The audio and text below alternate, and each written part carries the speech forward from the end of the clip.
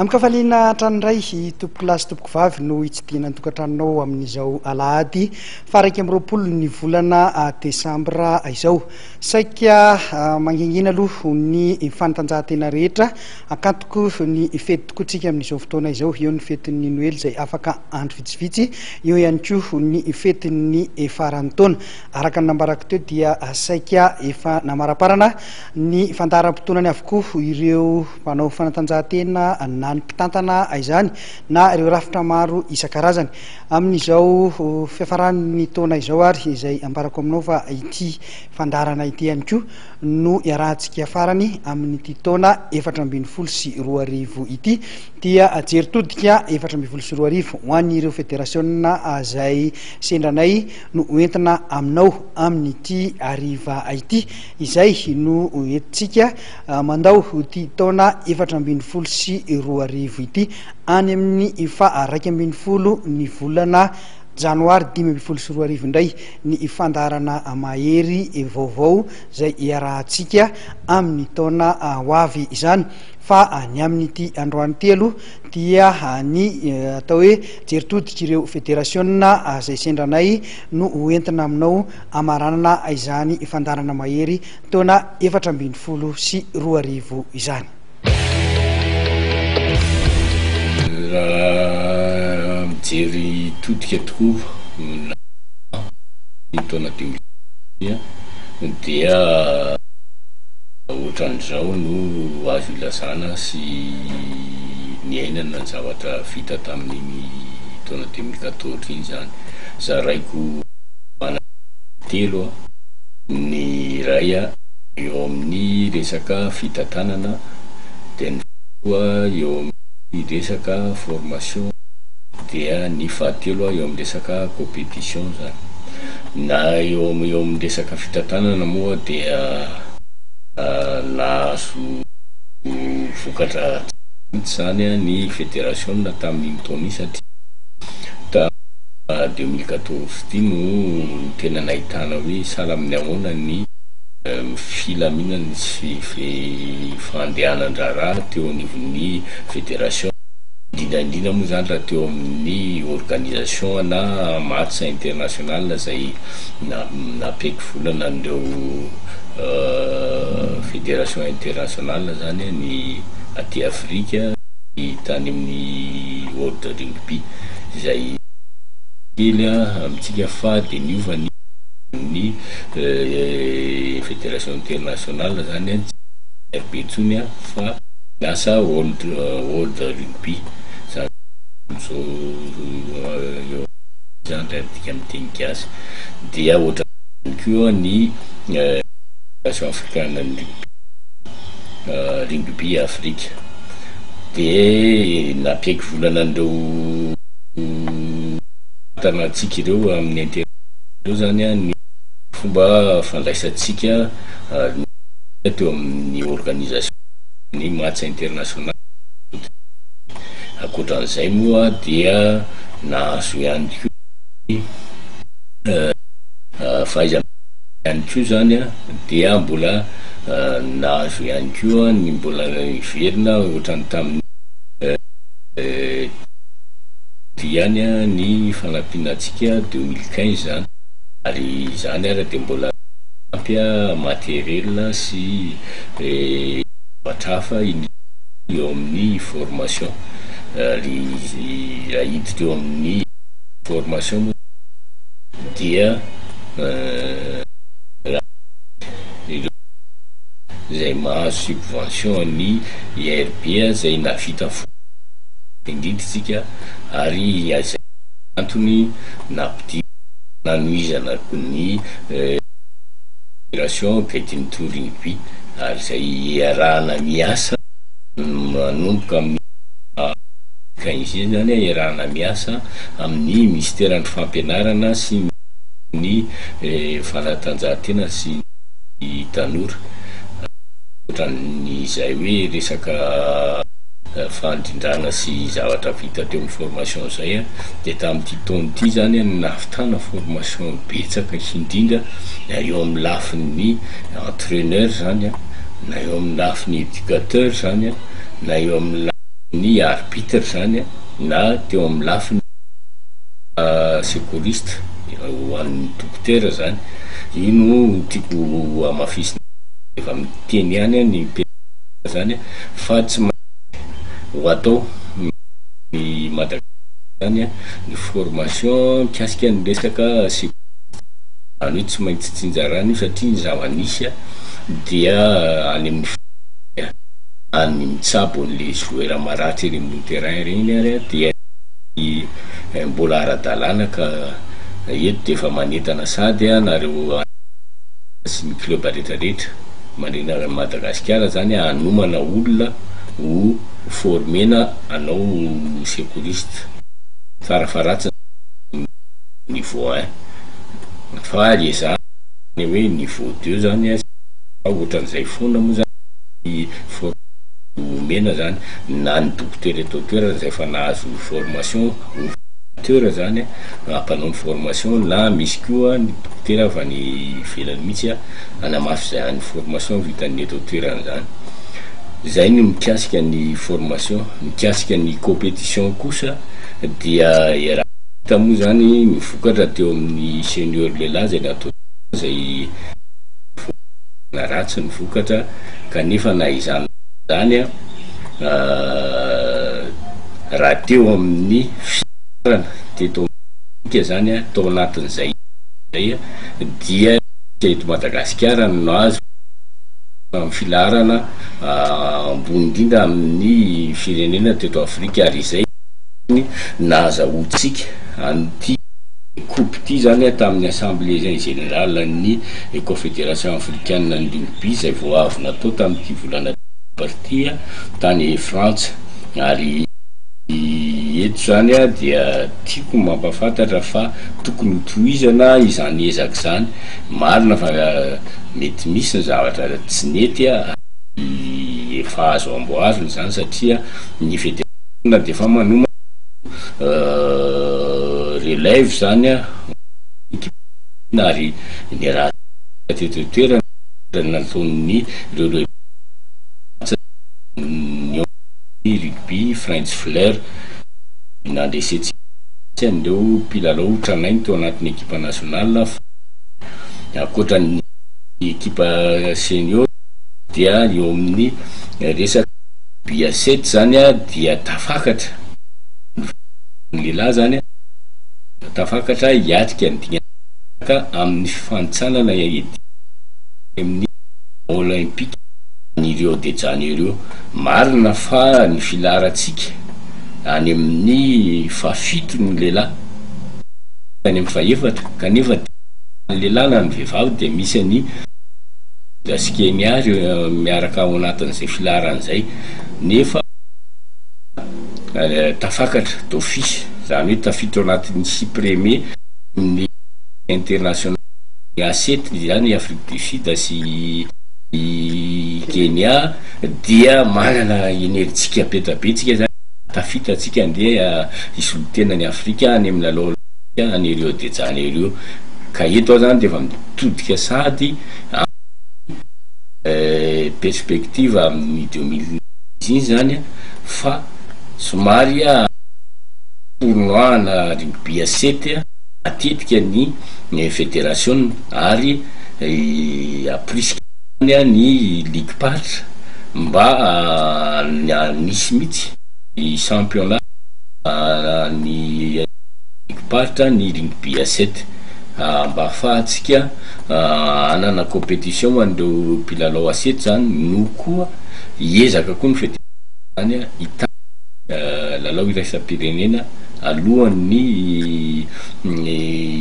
ny natoaran'ny Jeux olympiques izay atao septambra sany amin'ny volana novambra. Ity 24 ty dia nitondra faliana sy fanantenana betsaka ho an'ny fédération tarana ny athlétisme zany ka alaina mbangivangana daholo ny vokatra nisy misy azo lazaina hoe misy tsara misy io ihany ambangivangana hoe nisy fiatsarana ny performance ny atleta raha ohatra ka calendrier ny calendrier fédération malagasy ny atleta ty taona 2013 ty dia azo lazaina hoe nitanterahana daholo zay calendrier rehetrarehetra raha eto amin'ny lafiny national vita daholo ny championnat de Madagascar rehetrarehetra cross country marathon championnat de Madagascar sur piste ary ny championnat vaovao no zay natao taonty nanao sy championnat de Madagascar de course en montagne 60 eo amin'ny international koa tsy latsaky ny 10 ny fananana natrehan'ny fédération malagasy d'athlétisme no nanasananay no kizy ny raha nanaraka tamin'ny ministère jeunesse sport dia ny zavazaina momba reo fananana international reo alaina fotsiny zao ny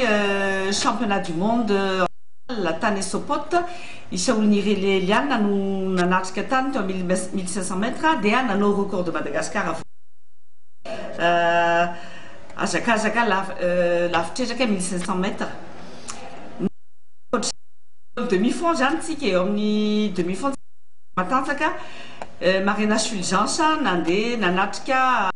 fanasana tany La Réunion kazaka karazany telo mihitsy Marina Fulgence mampitrotsy dia nandresy foana ry zareo nandeha angamba tsy nareseny i Marina tany Mamoudjou dia nisy azakazaka atao La Réunion anankiray zay 7,5 km fa akoatr'izay nandresy zareo dia farany moa tamin'ny relais marathon de Saint-Martin zay nandefasa relayeur anaky 10 efa fandimy zay isika nahazo dia mbola nahazo ndray tsika tamin'ity taon'ity fananana vao netrehan'ny cadet ndray zao fotoana zao tany Réunion ny SOI dia 400 no nalefa tany nitondra hoe tsara mivokatra tany koa satria ireo ankizy ireo misy ny enina na fito fa mbola tsy atao ampelatana tsara moa les résultats ireo ankizy ireo na ny bontsage lazany hoe misy médaille mitovy tatana daholo l'esprit à l'SCGS fa ireo ankizy ireo zany nahazo amin'ny compétition zay nataony raha teo ny fampandrosoana eto toerana kosa ny fampifanana inona no nataon'ny fédération tamin'ny taona 2014 raha ny lafin'ny fampandrosoana dia ny karakara mihitsy ny fédération no mandefa mpampiofana amin'ny ligue sasantsasy nanao formation des entraîneurs sy formation des officiels techniques vita soma tsara koa ireo tanatin'ny programme misy loha tsy afaka nandray satria ny mbola tsy vonona le ligue na mbola tsy disponible izy ahoana rehefa lazazany satria matetika no antsoina dia atleta dia le fotoana ahafahan'le mpampiofana tsy fanandrifan'le fotoana andraisan'ny zareo fa raha ny fampiofanana natao nandeha Boeny tamin'ity tany Yorombe tany Haute-Matsiatra koa le nanomana semi championnat de Madagascar de semi marathon dia nisy fiofanana andehanana dia amin'izao fotoana zao any ligue diana zao misy fiofanana entraîneur sy officiel technique inona ary ny azo lazaina hoe zava-dehibe miandry ny FMA ndray amin'ny taona 2014 amin'ity taona ho afo zao amin'ny volana Août dina amboara ngeza be ho atsika eto amin'ny nosy Océan Indien les îles io dia hatramin'izay ny athlétisme mba nitondra médaille volamena betsaka ho an'ny firenena ka dia manately zay fa tondra betsaka ihany ny Madagascar inan'io koa nefa misy ny championnat d'athlétisme izay iseho any bon arakaraky ny vokatra azo ny atleta atsika raha mahatratra ray mandeha amin'izy io ary amin'ny volana septembre misy ny Jeux africains Brazzaville zay tokony hiatrehan'ny atletisme sy miaraka amin'ny fanjakana izy io. Eo anoloanan'ireo amboara tadiavina lehibe ireo izy telo ireo ny Jeux des Îles, ny championnat du monde sy ny 11e dia ny fédération malagasy d'athlétisme fa tsy afaka mbola hoe hiandry regroupement fa zao zany zay efa ao anaty athlète efa 570 natsoina eto Antananarivo eto amin'ny stade Nalarby manao regroupement. Ny regroupement moa zany raha tokony izy dia miaraka amin'ny fanjakana nanaovana anazy fa ny fanjakana mbola misy manahirana anazy resaka budget dia aleo zay andraikitra nanomboana an'izy io. Ny zavatra hita mantsy ny ankizy raha te ahazo performance ianao dia tsy maintsy regroupement izy entraîneur efa manana traikefa zay ilaina dia zay ihany no ahafahanao mahazo performance anisan'ny performance ka rehefa tonga moa ny fanjakana dia miaraka tohizana miaraka izy io fa tsy maintsy natomboka aloha zao ny regroupement fa rehefa avy eo indray rehefa tonga ny fotoana hoe médaille aizy ty athlétisme izy inge tsy misy resaka délai daholo ny zavatra rehetrarehetra ny tanjaky ny ankizy inge tsy tapitapoka eo dia forceny le izy tsy maintsy alefa tsikelikely. Mbola misy regroupement zany orina amin'ny herintaona iny tokony atao roa na telo arakaraka ny zava-misy. Ny taona 2024 ny zava-dehibe indrindra dia izay ny azonay ambara ny fasana mihitsy nameny fédération nationale ny gasa zava ka reo zany nanapaka officiellement zany nanaovana championnat du monde savat combat eto Madagasikara amin'ny tapahana atao anaty assemblée générale zay natao tany Roma tamin'ny 30 zay zava-dehibe noho ny vokatra sy ny fomba fiasan'ny fédération malagasy. Eo amin'ny lafin'ny fandraisana anjara dia tsy mamenatra noho somary niena ny mpandray dia atletisme no afaka nandeha noho ny arabola fa na izany raha dia tsy mamenatra ny vokatra azo médaille antsika tamin'ireo ny anankiray médaille de bronze ary ny anankiray roa ny hitsana za hoe manahoana ny fomba na vokatra fa dia azonambara zay ngamba ny zava-dehibe raha mikasika tamin'ity teo amin'ny lafin'ny fifoanana fampivoarana ny tarany zava-dobo nanahoana ny eo amin'ny lafiny iny moa zany gatrany fanambo napetraky ny fédération antona atrany ndreo liga tonga hatrany amin'ny isan-karazany moa zany ka zany am'izao fotoana zao tsika eo fanindra koa ny du monde amin'ny 2017 zay dia tonga zany am'izao fotoana misy expert frantsay anankiray avy amin'ny fédération frantsay zay manofana andreo lay entraîneur atsika zany fotoana zao tsara ny manamary tsy hoe tena expert manano maizy azy satria io expert tonga eto io dia manana na anankiray ao en France zany hoe nisy ny école io en France dia ao eny Malabry ao Paris sy Toulouse zany dia ny anankiray ny tany io zany no tonga mampanao formation stage eto amintsika eto Madagasikara. Tarina ve ohatra andaram-potoanatsika fiomanana amin'ny fiatrihana ny fandraisana an'izay eran-tany amin'ny 2017 zay ivory mihitsy ny acteur ny fédération na izao sy nafanapake volana andarana nomanay dia manomboka ny 2015 2016 dia tsy anao afa-tsy ny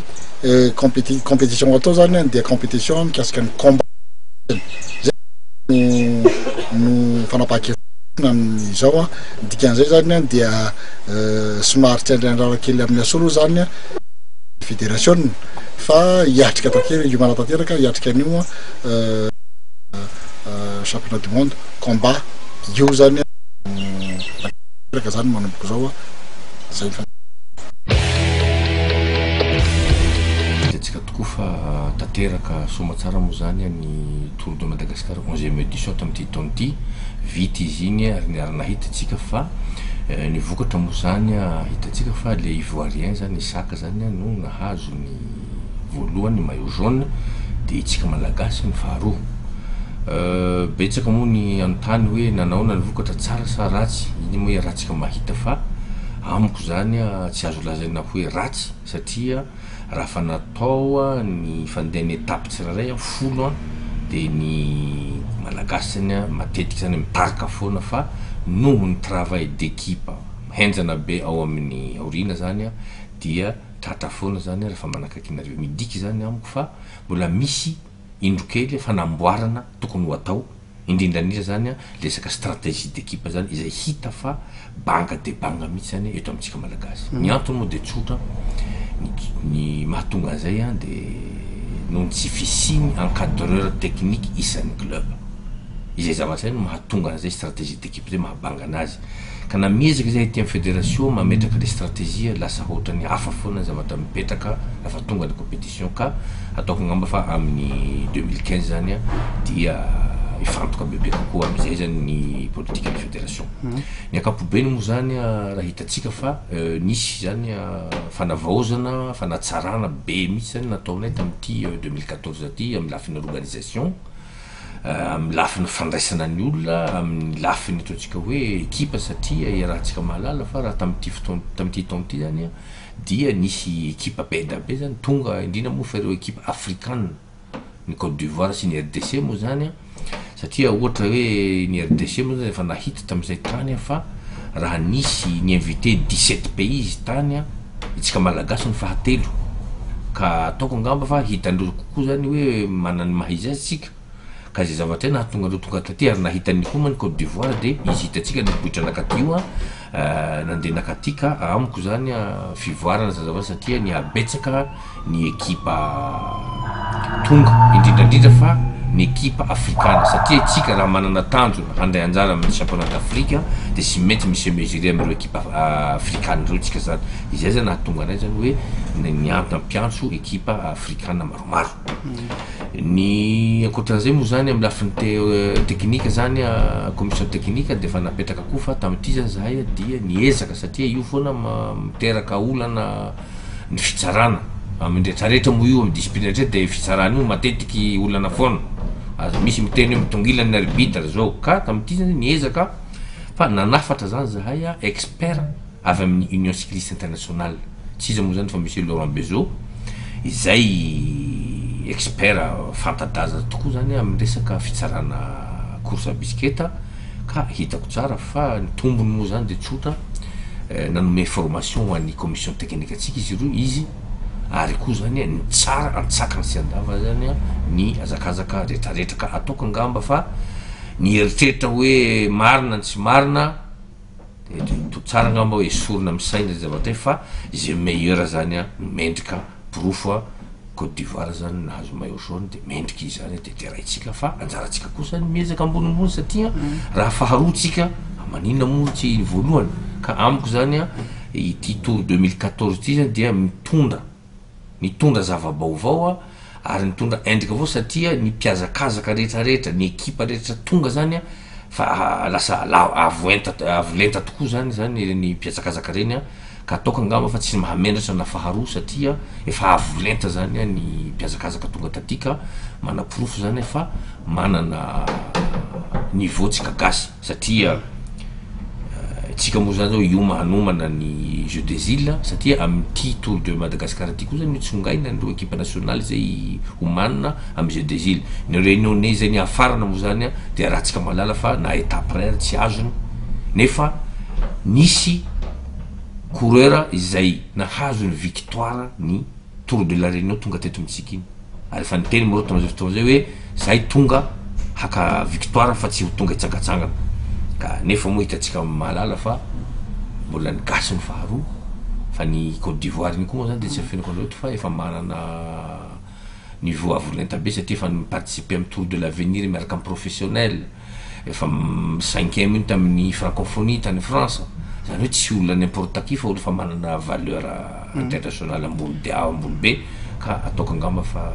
tsy mahamenatra ny vokatra azotsika. Inona zany ny azo lazaina hoe fandaram-potoana na zava-dehibe miandry ny fédération na mpitaona 2024. Voalohany indrindra angamba ny zavatra miandry anay zany dia ny fanomanana ny équipe nationale afaka handray anjara amin'ny Jeux des Îles amin'ny taona ho avy. Manarak'izay moa misy koa ny championnat d'Afrique izay atao en Afrique du Sud amin'ny volana février. Le mbola mikasa koa zany zay hoe mba hijery zany ahoana ny fomba handraisana anjara amin'io championnat d'Afrique io satria mba tsara ihany koa tsika zany mba hijery ny zava-misy aty an'Afrika fa tsy ionona eto foana. Ka izay zavatra moa mbola horesana miaraka amin'ny ministère fa de ho hita eo zany fandehany fa ny tena mahasoa anay zany dia zay zany miezaka foana manatsara amin'ny lafiny rehetra, lafiny technique, lafiny organisation sy ny sisa mba songadinany Tour de Madagascar zany. Zao zany mazavatra mahafaly moa fa positif zany azoko lazaina ny vokatra tamin'ity na amin'ny lafiny rehetra zany organisation sy ny sisa satria miova daholo na le mpijery moa zany na le vahiny tonga zany izay efa nahita de miaiky hoe voatra ny Tour de Madagascar. Araky izany dia izay zany no fiarahantsika tamin'ity alina ity ametraka any veloma ho mandram-peona ho amin'ny taona vaovao indray isaorana betsaka ianao tany atokantrano tany nanaraka ny fandarana mahery hatramin'ny farany. Eto ampamarana dia mirary sosady ho antsika rehetra mpity fantanjahantena, ho antsika rehetra mpitantana, ho antsika rehetra mpilalao, mpikatroka dia mirary atsika ho tratry ny fetiny Noely afaka andro vitsy de vitsy ary samy ho tratry ny taona vaovao 2024. Dia izay tompoko lasy tompoko vavy no mamarana ny fiarahantsika tamin'ity taona 2024 ity. Manome fotoananao indray ny fandarana mahery amin'ny taona 2024. Isaorana manokana ireo namana teknisianina niara-ny asa rehetra tamin'izay herintaona niarahana tao anatin'ny fandarana mahery izay teo ny namana Andritina Patrick sy namana Bosco Rasolomenjanahary, namana Zakinora Kotombanana, mbola tiana Ararivison. Dia izay zany no fiarahantsika dia mametraka ny veloma ho mandra-pitafa ho amin'ny taona vaovao indray.